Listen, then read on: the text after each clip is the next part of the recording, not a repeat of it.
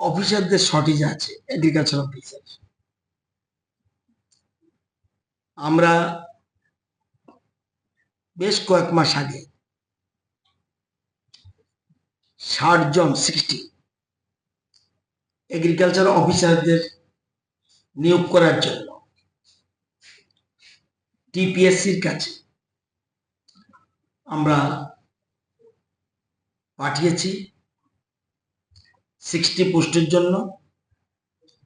60 পোস্টের মধ্যে টিপিএসসি পরীক্ষা টরীক্ষা নেওয়ার পর আমাদেরকে 59 জন 59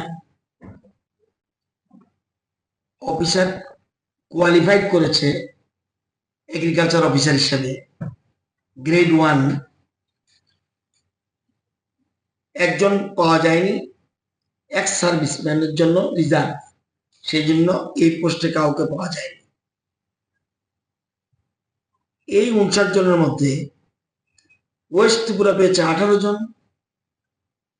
সাউথ ডিস্ট্রিক্ট 13 জন, খোয়াই ডিস্ট্রিক্ট 11 জন, গোমতী ডিস্ট্রিক্ট 8 জন, সিপাহীজলা ডিস্ট্রিক্ট 3 জন, নর্থ ডিস্ট্রিক্ট 3 জন, ধলাই ডিস্ট্রিক্ট 2 জন এবং ঊনকোটি ডিস্ট্রিক্টে 1 জন। এর মধ্যে ইউআর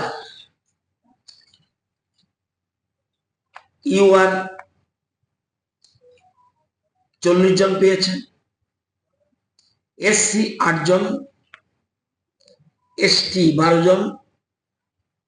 এর মধ্যে 33% রিজার্ভেশন। এই 59 এর মধ্যে 21 জন পেয়েছে 33% রিজার্ভেশন। গভর্নমেন্ট আমাদের রাজ্যে যে 33% রিজার্ভেশন আমরা করেছি, এর জন্য 21 মহিলা এই জন্য নিযুক্ত হয়েছে, মানে পরীক্ষায় তারা কৃতকার্য হয়েছে। যেমন 40 জন মধ্যে একজন এক্স সার্ভিসম্যান পায়নি, এটা খালি রয়েছে। এই 39 জনের মধ্যে 14 জন ইউআর মধ্যে মহিলা, মানে 33% কাভার্ড। এসসি 8 জন পেয়েছে, এসসি 8 জনের মধ্যে 3 জন মহিলা, রিজার্ভেশন কাভার্ড।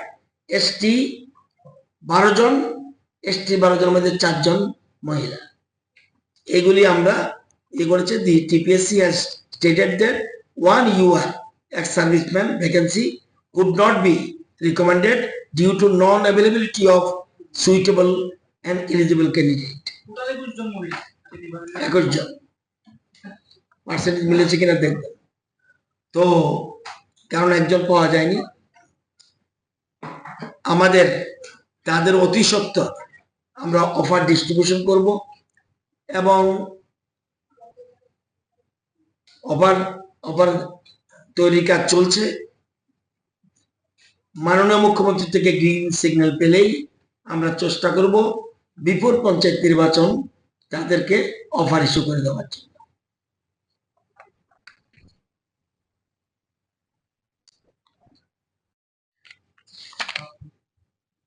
$7,38,24,000। তারপরে লেখো 44,60,000। লেখো 69,30,000।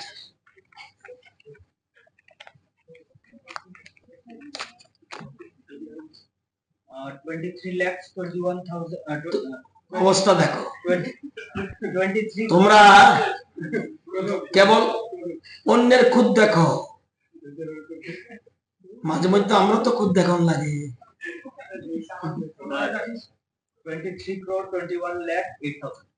তাহলে 81,000 কৃষক, 23 কোটি টাকা তাদের অ্যাকাউন্টে, 23,21,00,000 টাকা তাদের অ্যাকাউন্টে যাচ্ছে।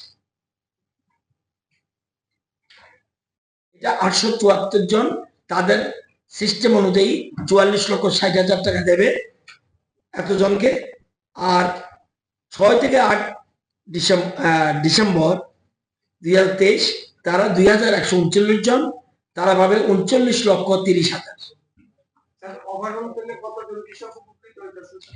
যোগ দিন না, লেখুন 58,000, প্রথম লেখুন 58,000, আপনাদের কাছেই তো আছে। হসপোস হবে কেন, এটা তো রেকর্ড করে রেখেছে, হসপোস কেন? লেখুন 58,210, তারপরে লেখুন, বলছি, তারপরে লেখুন 20,078, এটা হলো SDRF। আর বিমা 874, 2,139, বিরাট সংখ্যা। কত দেখুন, বলুন আমাকে একটু, যোগ দিন না একটু। 58, আরে 2,139, আহা, 81,301, ও বলছে 81,301, 81,301। সবাই ক্ষতিগ্রস্ত কৃষকদের কাছে টাকা যাচ্ছে, টাকার পরিমাণও যোগ করে ফেলুন। একবার লেখুন 14,58,94,000,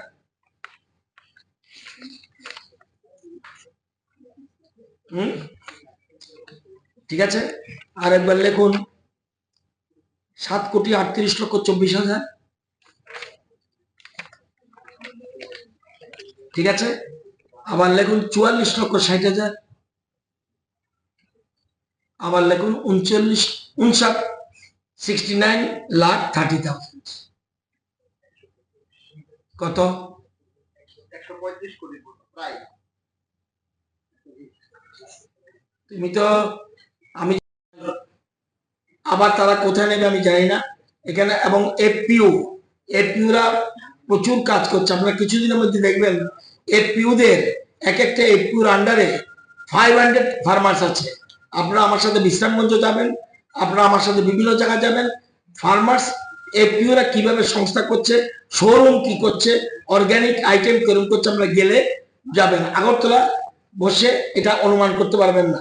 বিশ্রামগঞ্জে যান, আজকে সংস্থা গেছে, আরো বিভিন্ন জায়গায় এখানে করছে, আমরা তাদের পাশে থাকার জন্য আপ্রাণ চেষ্টা করছি। ত্রিপুরা ছিল, আমরা কাঁঠাল নিয়েছি, আমরা কালীখাসার চাল নিয়েছি, সেন্টেড লেবু। আপনার আশ্চর্য, প্রায় 80টার মতো 5 স্টার হোটেল আছে ইন্দোরে। Indore is now big business centre, এবং স্টার হোটেলের কুকরা সবাই এসেছে। আমাদের সেন্টেড লেবু এরা নখ দিয়ে এরকম আঁচড় দিয়ে তুলেছে, এবং ঘরটা সুগন্ধে ভরে যায়। ওরা বলছে আমাদের 5 স্টার সব হোটেল আমরা এই লেবু নিতে চাই।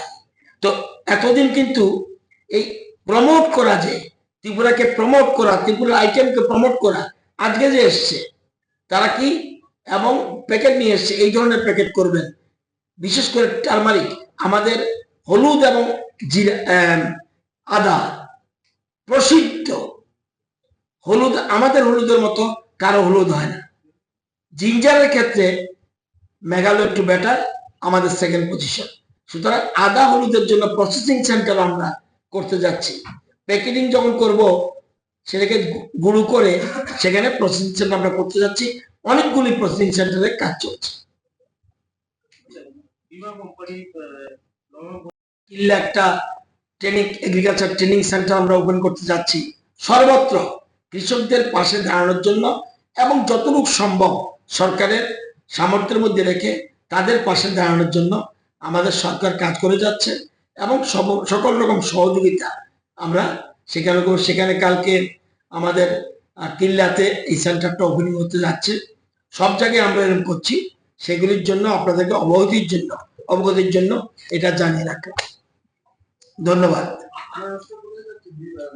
এটা হলো এগ্রিকালচার ডিপার্টমেন্ট।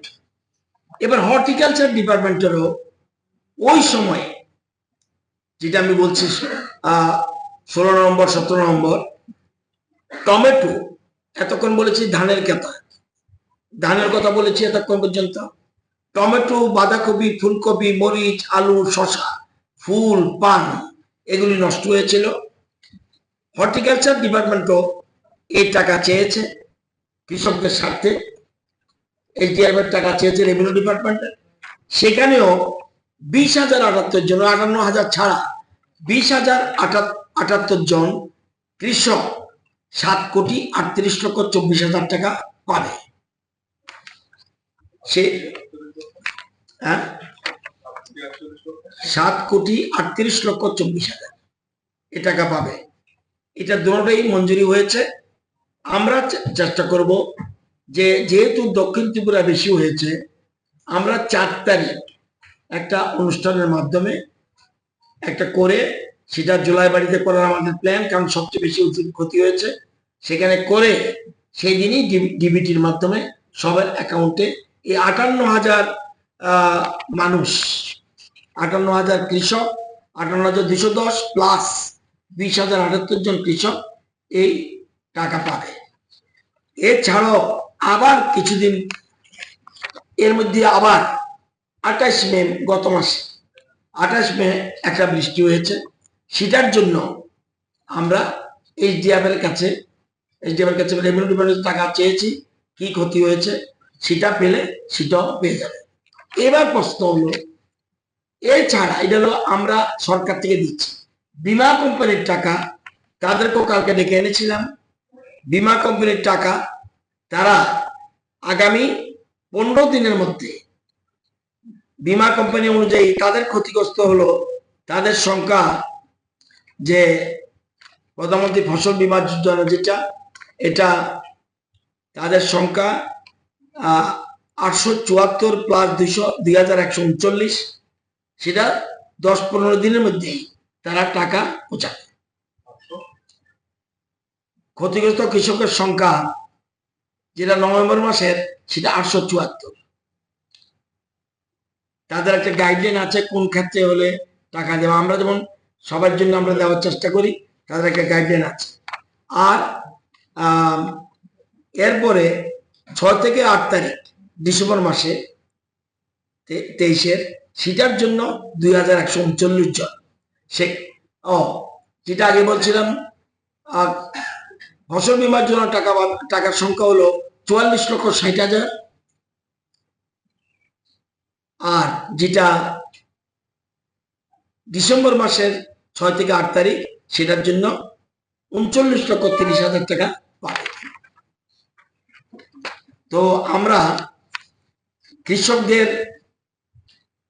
জন্য আবার এই যে জিনিসটা বলেছি, সেগুলোর জন্য আমরা কৃষকদের পাশে দাঁড়ানো আমাদের মূল উদ্দেশ্য।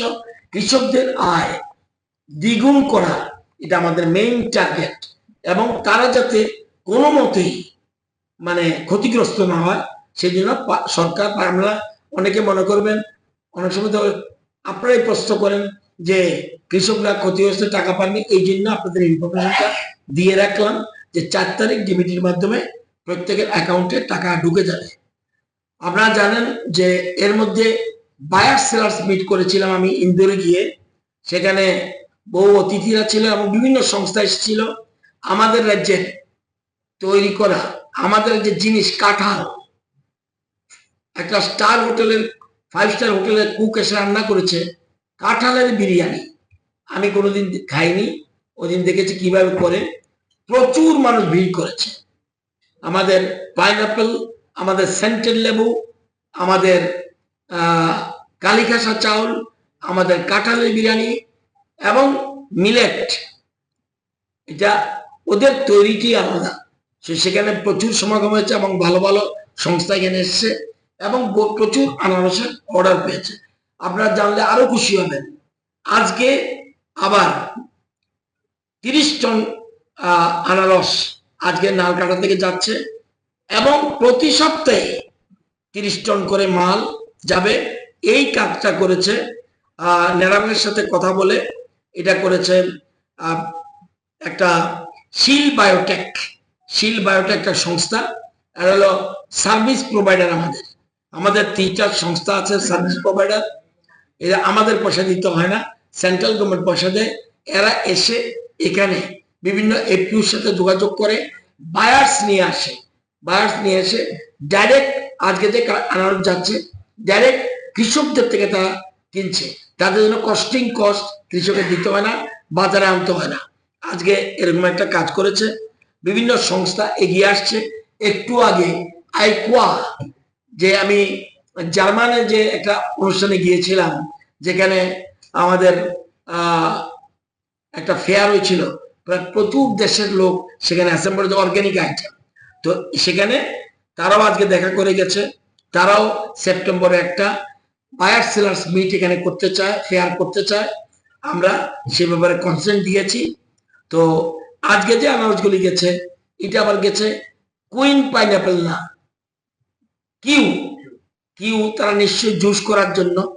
তো সেই জন্য, এবং প্রতি সপ্তাহে 30 টন মাল আনারস এখান থেকে যাবে।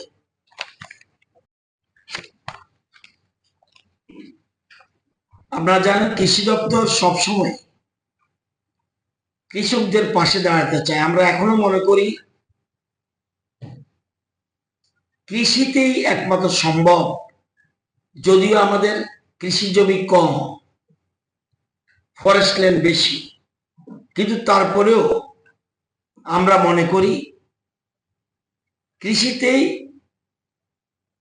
আমাদের রাজ্যের স্বাবলম্বী হওয়ার সুযোগ বেশি।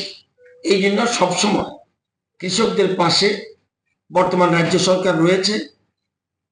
আপনারা জানেন কোন কৃষকের যদি কোন রকম প্রাকৃতিক দুর্যোগের কারণে তার ফসল ক্ষতি হয়, সেজন্য দুইটি উপায়ে তাদের সাহায্য পেয়ে থাকে। এক, SDRF, এটা রাজ্য সরকার, স্টেট ডিজাস্টার রেসপন্স ফান্ড একটা আছে, এই ফান্ডের থেকে তাদেরকে সরাসরি অর্থ প্রদান করে।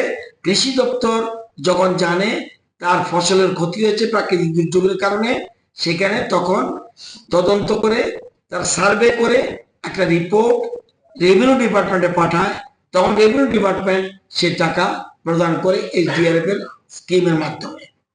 আরেকটা আছে যেটা প্রধানমন্ত্রী ফসল বীমা যোজনা। এই দুইটি পদ্ধতি আমরা কৃষকদের প্রাকৃতিক দুর্যোগে ক্ষতিগ্রস্ত হলে তাদেরকে আমরা আর্থিক সহায়তা প্রদান করি। এবং প্রধানমন্ত্রী ফসল বীমা যোজনাটা করে বীমা কোম্পানির প্রতিনিধি এবং রাজ্য সরকারের কৃষি দপ্তরের আধিকারিকগণ যৌথ সমীক্ষার ভিত্তিতে যে রিপোর্ট দেয়, সেই রিপোর্টের পরিপ্রেক্ষিতে বীমা কোম্পানি অর্থ প্রদান করে থাকে। আপনাদের মনে আছে 16 এবং অ্যাসেম্বলিতে আমি বলেছিলাম যে প্রচুর কৃষকের ক্ষতি হয়েছে। 16, 17, 18 নভেম্বর 2023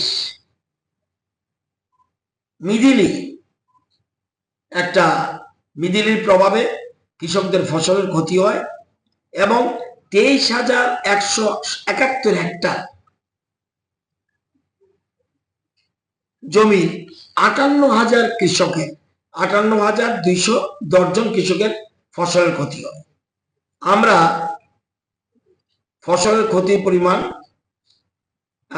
পরিমাণ যেটা আমাদের 48,705 মেট্রিক টন বাজার মূল্য ধরেছি আমরা, তো এটা ধরে আমরা একটা রেভিনিউ ডিপার্টমেন্টে পাঠিয়েছি সার্ভে করে, সমীক্ষা করে, এবং SDRF এর নীতি নির্দেশিকা অনুযায়ী আমরা তাদেরকে প্রতি হেক্টর পিছু 8,500 টাকা করে মোট 14,58,00,000 টাকা, 14,58,94,000 টাকা রাজ্য সরকার SDRF এর মাধ্যম থেকে আমাদেরকে অর্থ দিয়েছে। এবং আপনারা জানেন যে ক্ষতিগ্রস্ত পরিবারের সংখ্যা হলো 58,210, ক্ষতির পরিমাণ 14,58,94,000।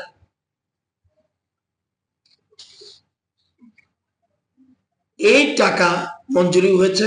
সবচেয়ে বেশি ক্ষতি হয়েছে দক্ষিণ ত্রিপুরায়, তাদের 14,801 জন এই টাকা পাবে। গোমতী সেকেন্ড পজিশন, 9,616 জন পাবে, এবং তৃতীয় পশ্চিম ত্রিপুরা 6,736 জন পাবে। এরকম ভাবে উনকোটি এবং সারা প্রত্যেক ডিস্ট্রিক্টে ক্ষতিগ্রস্ত পরিবার কৃষক 58,210 জন এই টাকা পাবে, এবং সর্বনিম্ন টাকা 1,000 থেকে সবচেয়ে বেশি সর্বোচ্চ 18,789 টাকা পর্যন্ত কৃষক পাবেন। এবং আপনারা জানেন, এটাও বলে রাখি সুবিধার জন্য, যে যদি দেখা যায় একদিনের বৃষ্টি 64 মিলিমিটার, ইন্ডিয়ান মেট্রোলজিক্যাল ডিপার্টমেন্টের IMD যেটাকে বলে, 24 ঘন্টায় যদি 64 মিলিমিটার বৃষ্টি হয়, তাইলেই SDRF গাইডলাইন অনুসারে সে টাকা দেওয়া হয়। এছাড়াও আমাদের